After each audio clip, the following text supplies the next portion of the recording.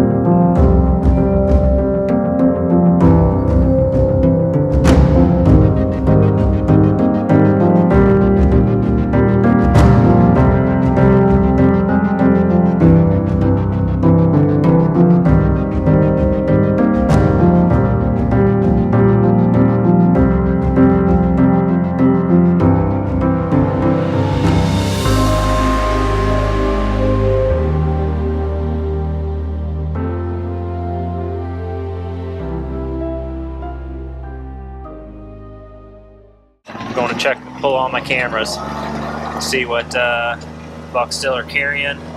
Scott should be getting into town here this afternoon, and then we're gonna do some cow hunting tomorrow, and then shed hunting on Saturday with our other buddies from Minnesota that are coming to town. So let's go get these cameras.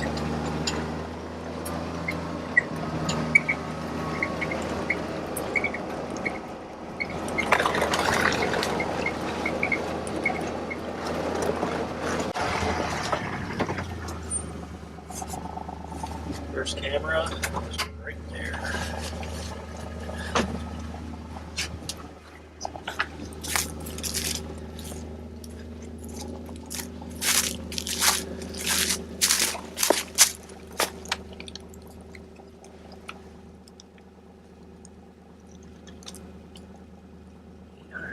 Pictures. 858 pictures. That's good. Still 56% battery.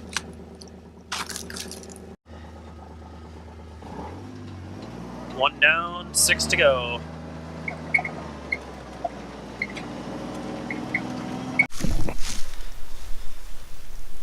Alright guys, I got 5 out of 7 cameras, and I got a stand back over this hill, and I always see the bucks come out up here at the top.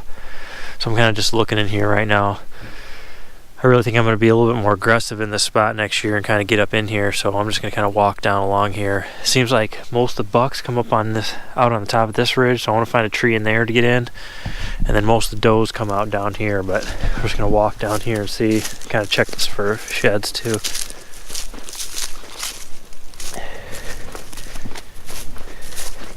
Oh, first shed of the year, right here.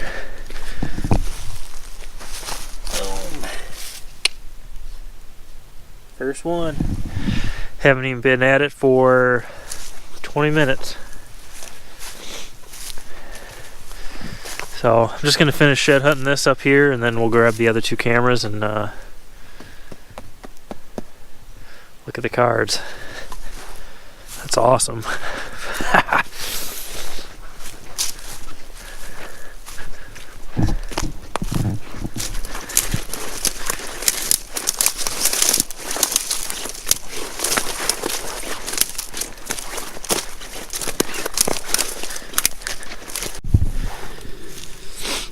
Well, finding the sheds got me all excited, so I went ahead and walked down through there.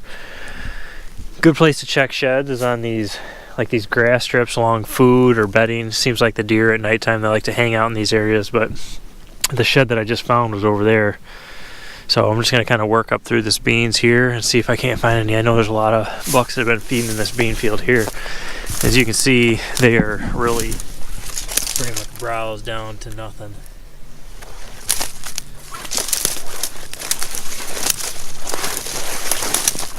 Oh, there's another one right there.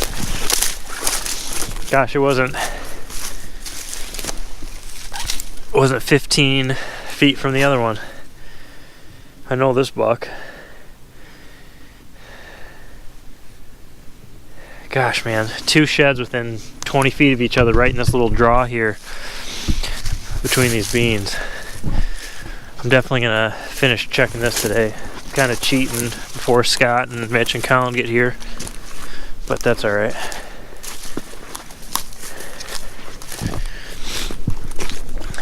Man, you can see, look at all these beans, there's barely anything left on them.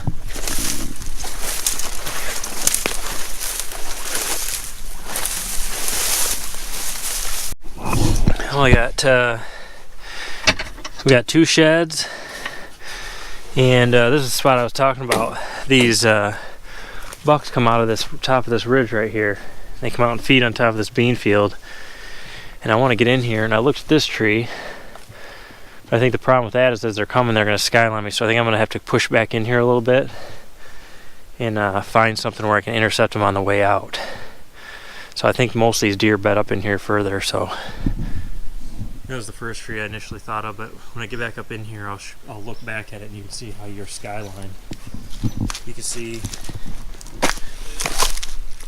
they just rip everything up coming up out of here. Another rub there.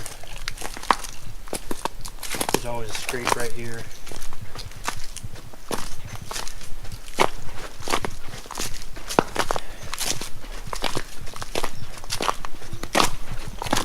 But now, if you look at what the deer's view would be coming out of here,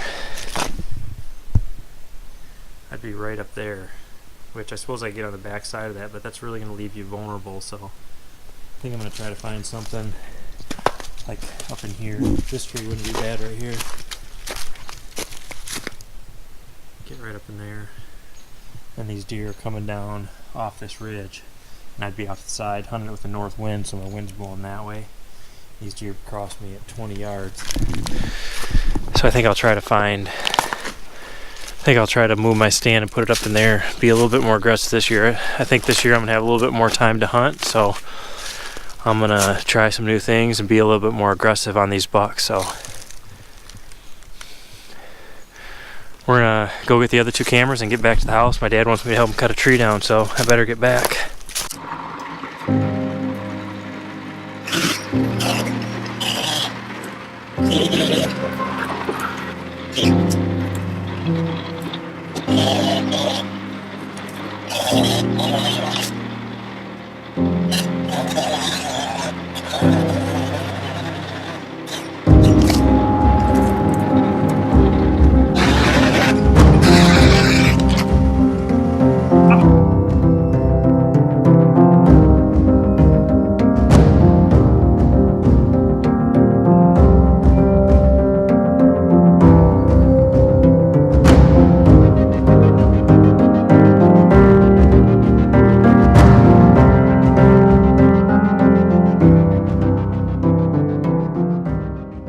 That's right, you guys aren't seeing things. That's actually Scott, and he actually got down here in the daylight for once.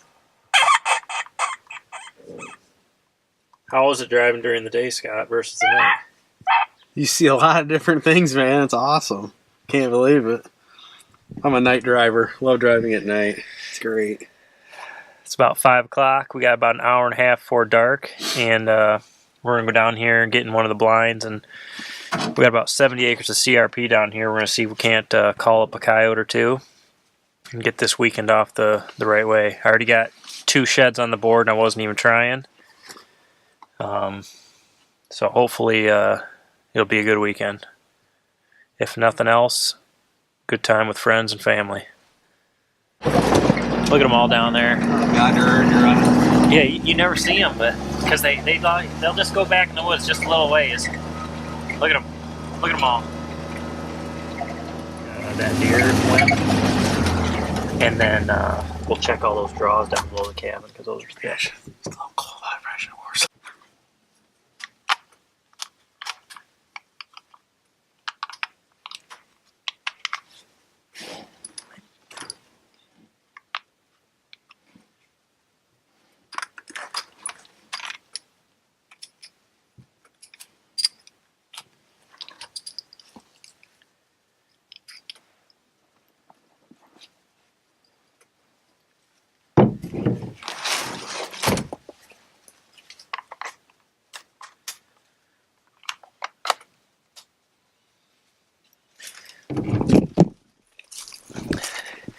Got the old 25-06 tonight. Might be just a touch overkill, but it was laying handy in the house, so I just grabbed it.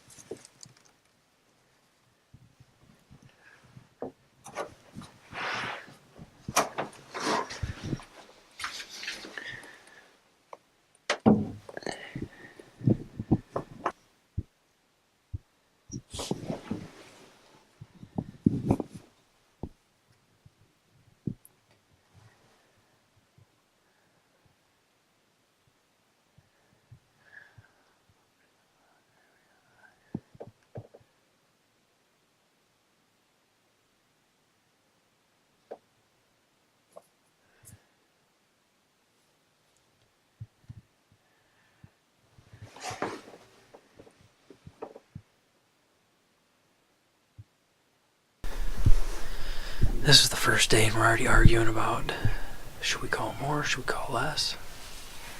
I say more, he says less. Less is more when it comes to coyote hunting.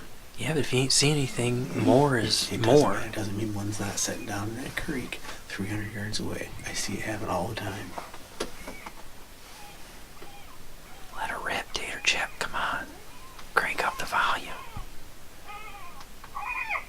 Yes.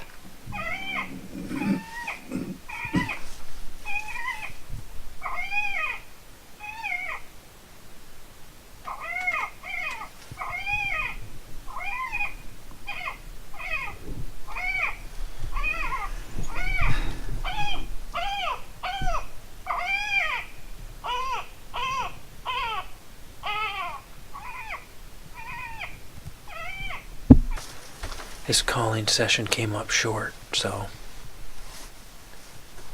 we're gonna go ahead, pack it in, go up to the house, eat some dinner, talk about a game plan for tomorrow. It's gonna be a good day tomorrow. We're gonna do some coyote hunting, some shed hunting. It's gonna be great, great fun. So, all right, everyone. Well, episode 1 is about in the books, but a couple things before we go ahead and end it. You know, Scott and I, that first day we went out for a coyote hunt, and you know, we didn't even see a coyote. And for those of you who've been hunting for a long time, you know that that's reality. For those of you who are getting into it, well, you will find out soon that that is reality. If you determine a successful hunt based on whether you kill some or not, you're probably going to end up not liking hunting. There's so many more things about it that I enjoy and that Scott enjoys, and I'm sure most of you do as well. So we're gonna show you all of the good, the bad, the challenges we face. We don't just want to show you the positive things where, you know, we go out and kill a big deer or we go out and kill a coyote. We want to show you the times we don't as well. So we are going to continue to be out coyote hunting for the rest of the spring. We're going to be doing more shed hunting. I'm sure Scott will be out morel mushroom hunting. We got a lot of stuff planned for this spring, so stay tuned. One last thing, you know, a lot of times some of your best predator hunts come when maybe you're out deer hunting. I know for me, in that same spot that Scott and I were hunting on this first episode in 2016, I was in that same blind deer hunting, and there was no deer activity, but about 3/4 mile away I saw a big bobcat come out, and I was able to squeal it in from all the way out, and it came in and I got my first bobcat was with a bow. So that hunt where I was out trying to shoot a big deer, turned out I ended up killing a nice bobcat, and it was my first bobcat, and I got it with my bow. So, you know, there's lots of times that predator hunts come when you're bow hunting for deer or gun hunting for deer, or maybe you're just driving down the road and you see one out in the field and you make a setup on it. That's what makes hunting fun. So don't think you're just going to go out and kill coyotes all the time. If you do, more power to you. But that's not the way it works for Scott and I. And, you know, just enjoy the time you have out there. One last thing before I go. Make sure you subscribe to our YouTube channel. We're going to have a lot more content coming. And one last thing I wanted to talk to you about is our Facebook page. I'm having trouble getting the name switched over to Huntsman 360. Apparently Facebook doesn't allow you to just switch it over all at once. So I've been doing some research, and it's going to be probably about a 3 or 4 week process based on what I'm reading. So you're probably going to see it change one word at a time. It's kind of a loophole that some people were talking about. So don't worry about that. I'll get it done eventually, somehow, some way. We're going to make it happen. So hope you enjoyed the first episode. I'm working on the day 2 and 3 right now, and hopefully I'll have that out within the next 3 or 4 days. So thanks for watching, and subscribe to our YouTube channel.